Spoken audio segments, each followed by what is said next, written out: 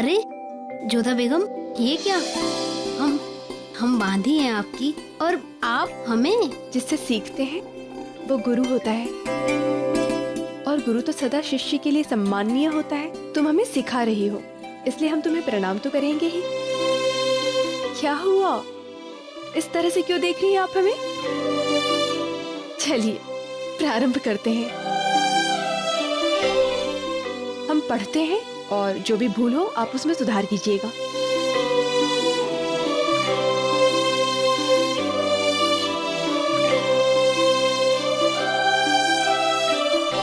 बिस्मिल्लाहिर्रहमानिर्रहीम।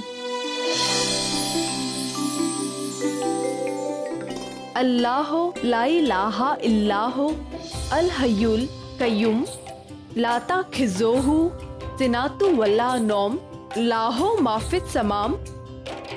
ये लहू माफिस समावाते। लहू माफिस समावते। अरे वाह, बहुत अच्छे जोधा बेगम, आप तो बहुत जल्दी सीख रही हैं। धन्यवाद। नहीं, शुक्रिया। रुकिएगा। पर ये क्या कर रही हैं आप? जहाँ पर भी हमें कठिनाई होती है उसका हल हम लिख लेते हैं, ताकि फिर से वो समस्या सामने ना आए।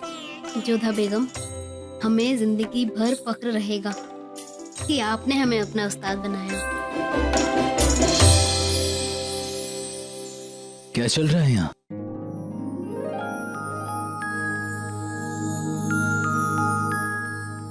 आइए शहंशाह, बैठिए।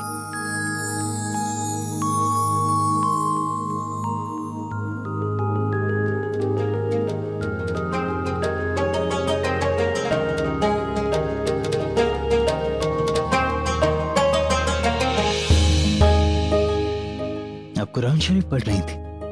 जी। जोधा बेगम, आप जिस तेजी से इस्लाम और मुगल तहजीब के बारे में सीख रही हैं वो काबिल तारीफ है। बिल्कुल, हमें बहुत ही शीघ्र इसकी आवश्यकता भी पड़ने वाली है। क्यों? क्या आपको कोई इम्तिहान देना है? ऐसा ही समझ लीजिए शहंशाह, अपनी संतान को संस्कार देना माता के लिए परीक्षा देना जैसा ही तो होता है। हम मुगल संस्कृति और इस्लाम के विषय में अपने बच्चों को प्रारंभिक ज्ञान देना चाहते हैं, और वो तभी दे पाएंगे जब हमें स्वयं इसकी समझ और सीख हो। आपकी सोच और आपकी मेहनत का जवाब नहीं है जोधा बेगम। वैसे शहंशाह, परिश्रम तो आपको भी करना पड़ेगा। हम इस्लाम सीख रहे हैं ताकि बच्चों को इसका प्रारंभिक ज्ञान दे सके, और आपको भी हिंदू संस्कृति सीखनी होगी ताकि आप बच्चों को हिंदू धर्म का ज्ञान दे सके। मगर हम किंतु परंतु कुछ नहीं शहंशाह, अपनी संतानों को सिखाने के लिए आपको सीखना ही होगा।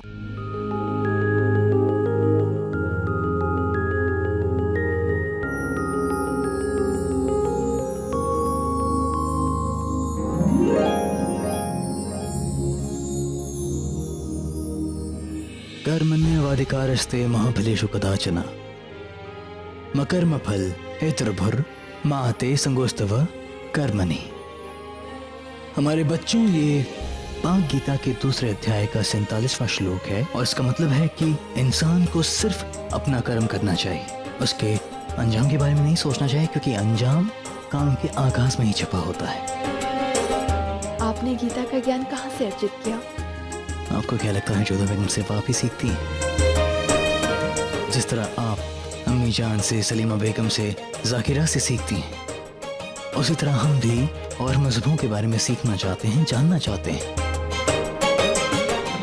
डोडोमल साहब के साथ बैठकर, या मानसिंह के साथ बैठकर, या आगरा और मथुरा के जो पंडित हैं उनके साथ बैठकर हम बहुत कुछ जान लेते हैं।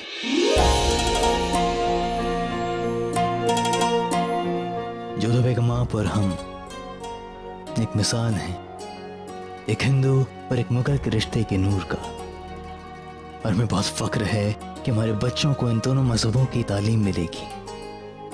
वो हम दोनों के रिश्ते की एक मिसाल कायम करेंगे। रेशम, जाओ यहाँ से। शहंशाह अंदर हैं, बाद में आना। क्या?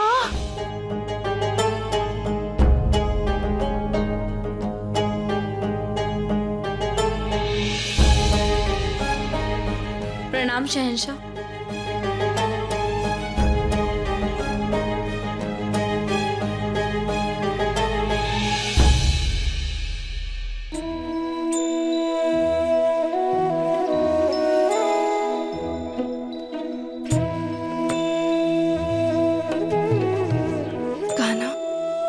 हमारी सहायता करो, ये सब कुछ ठीक नहीं हो रहा है।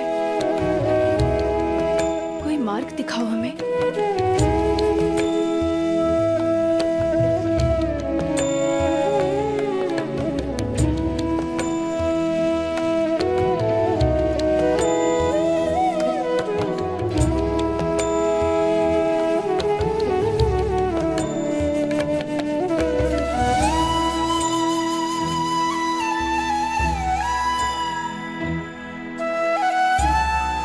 हम जानते हैं जोधा बेगम कि आपको महामंगा की बद्दुआओं का खौफ है कि कहीं उनकी बद्दुआओं का असर हमारे बच्चों पर ना हो, और इसलिए आप अपने दिल के सुकून के लिए दुआ करना चाहती हैं।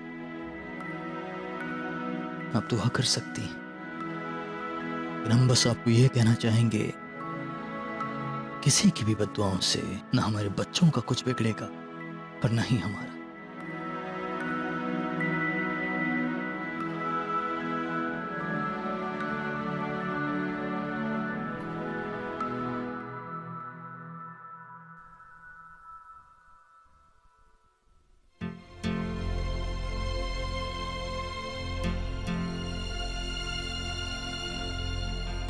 हम महामंगा के श्राप से भयभीत होकर ईश्वर से प्रार्थना नहीं कर रहे थे शहंशाह, बल्कि हम तो स्वयं महामंगा जी के लिए प्रार्थना कर रहे थे कि ईश्वर उन्हें मानसिक शांति प्रदान करे और उनके स्वास्थ्य को ठीक रखे।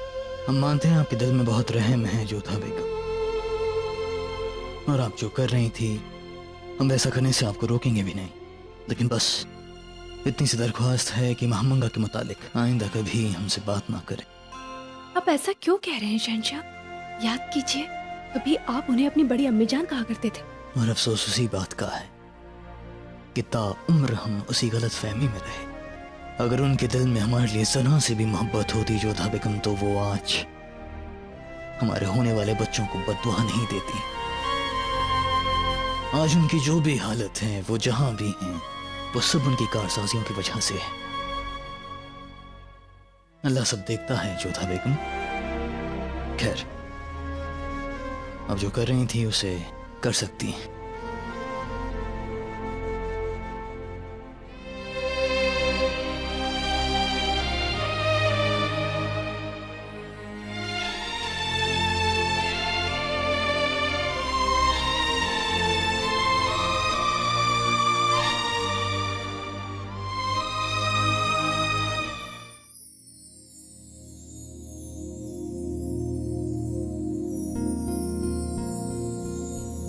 आप यहाँ शहंशाह? माफ कीजिएगा जोधा बेगम, हम दिन भर मशरूफ रहते हैं, जरा भी वक्त नहीं निकाल पाते आपके साथ बिताने के लिए। नहीं, बैठिए।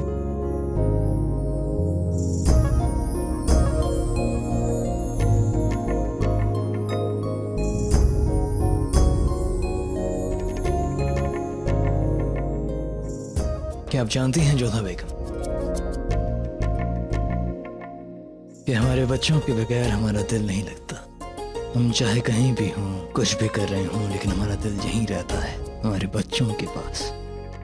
अच्छा, संतानों के विषय में इतना सोचते हैं, और संतानों की माता का क्यों? अब जब हमारे बच्चे आपके पास हैं तो हमारा दिल भी आपके पास ही है। शहंशाह, आप सीधे सीधे कह नहीं सकते कि आपको हमारे साथ समय बिताना भी अच्छा लगता है?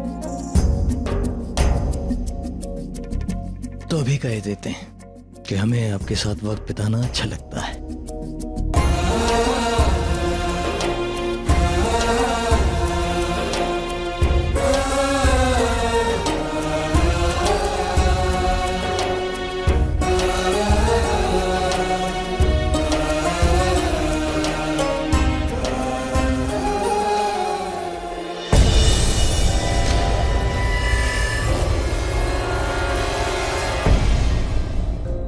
आप बहुत दुष्ट हैं, हमेशा हमें सताते क्यों रहते हैं?